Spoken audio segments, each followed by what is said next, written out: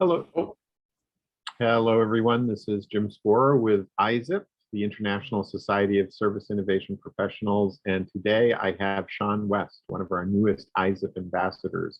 Shaun helped us with our Discovery Summit on AI and automation this last year, became an ISSIP ambassador.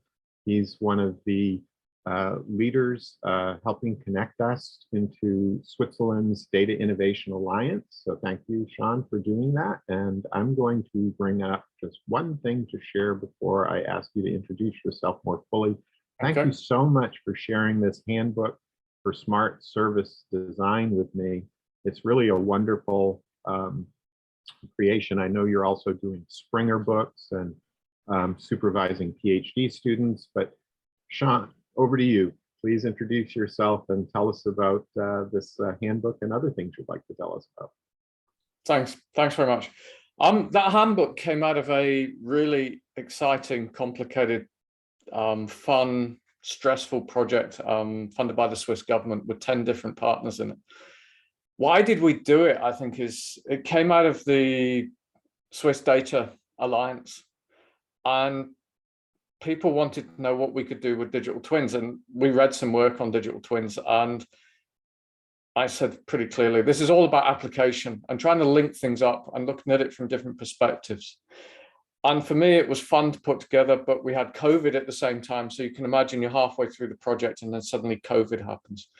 What we wanted to do here was to pull out the lessons that we had from the work, but not in an academic way so much as really in a practitioner's approach. We have academic papers against it, but that's not the main mission of that book. That main mission was to show that a small SME can do it, and we've got proof of that. But we've also got some of the largest companies like SBB, and really cute with SBB is that we had the train owner operator, and we had the service provider, and we had the OEM all working together. So we had 3 different perspectives from it. So that was really interesting.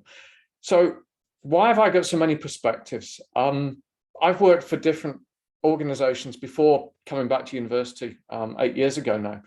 I worked for a utility where we had to sell our services outside, and I didn't know what Industry 4 was then, because 30 years ago it hadn't been invented, but that's what we were doing.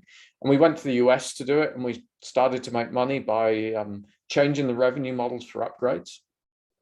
I studied in Paris, so moving from an Anglo-Saxon environment to a Francophone environment, it's quite a big difference in perspective.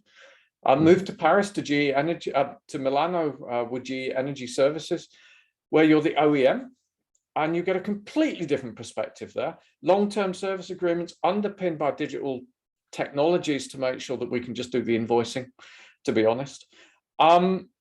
And then finally moved to Sulzer, where I grew their service business, their advanced services. Our business grew from 250 million, and now it's just shy of 800 million's worth of sales a year through services as a non-OEM. And then finally coming back to university, where I can stick my fingers into many, many pies.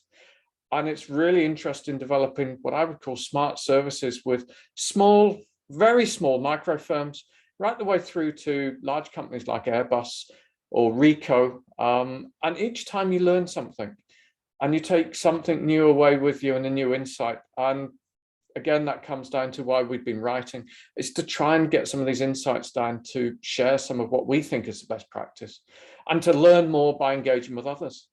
So that's why I've been on this exciting journey. I always like learning, and working with Jim has always been a pleasure, and I always learn from his questions.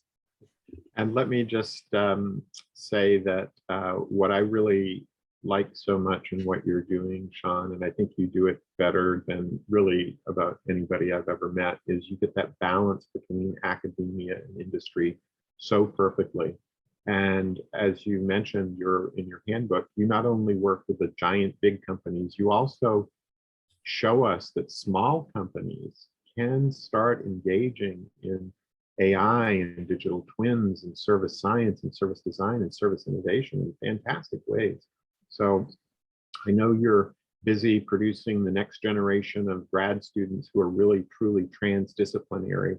I know they're doing literature reviews that span multiple disciplines to make sure they've got the conceptual foundations right and that they're working with industry partners. So it's really, just keep up the great work, and we'll find ways to amplify it through ISSIP, because I really think you're, helping us solve these problems. And as you said about the pandemic, and I guess this is my last question before we wrap up the short interview, is could you just give us your perspective on how do you think the pandemic has accelerated the digital transformation of business and society? Is there anything that stands out to you in that acceleration?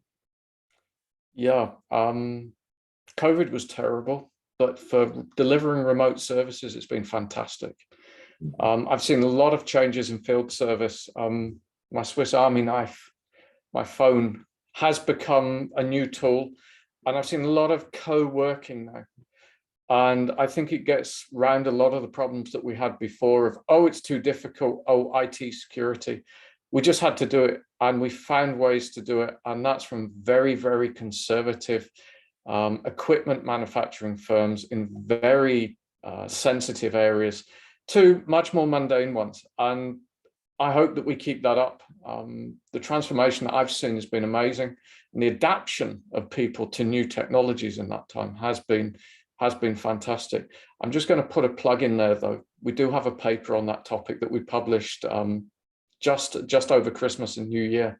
So that will give you a lot more insights into really what's happened in digital due to COVID in the Central Europe.